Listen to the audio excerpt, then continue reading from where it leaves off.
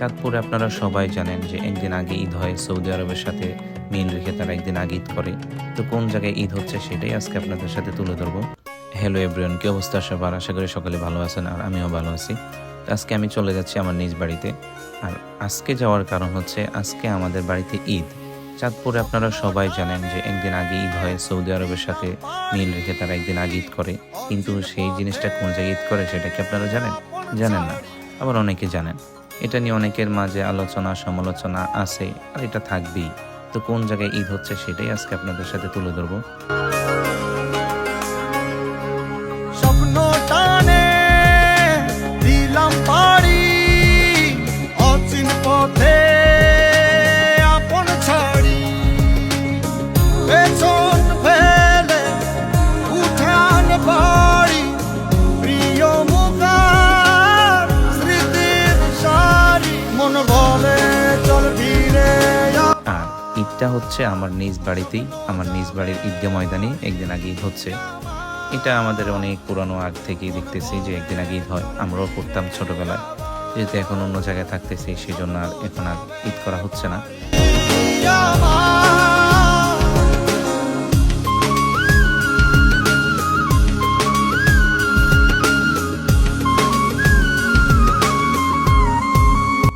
আর এই জায়গাটা আপনারা সবাই চিনেন হয়তো, আবার অনেকে চিনেন না। এটা হচ্ছে মনিহার হাজী আব্দুল গফুর সাহেবের রাস্তা।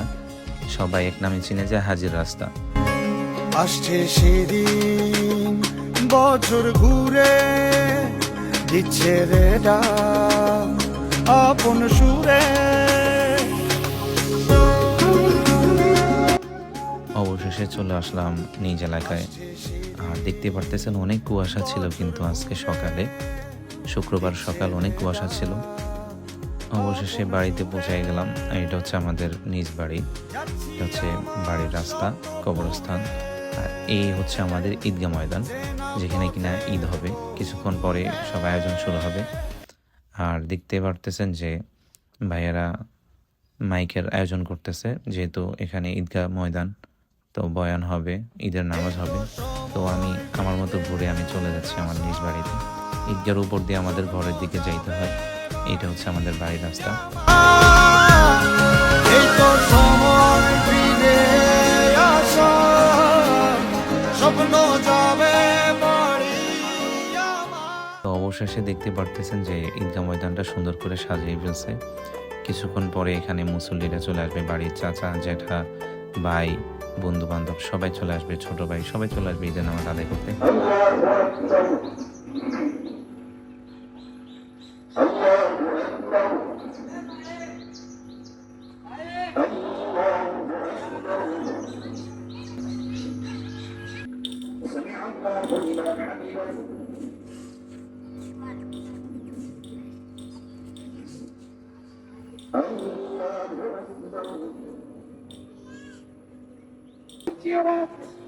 أما بعد فإن إياكم ومحدثة الأمور فإن كل محدثة بدعة وكل بدعة ضلالة وكل ضلالة في النار وقالت ঈদ মোবারক।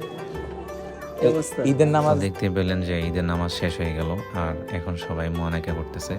তো ঈদের নামাজ আদায় করি না তো কি হয়েছে, বাড়ির ভাই ব্রাদার যারা আছে, ছোট ভাই বড় ভাই চাচা ভাতিজা যারা আছে সবার সাথে তো একটু মুয়ানাকা করতে হয়। তো সেই হিসাব করেই সবার সাথে ঈদের আনন্দটা একটু ভাগাভাগি করে নিলাম আর কি।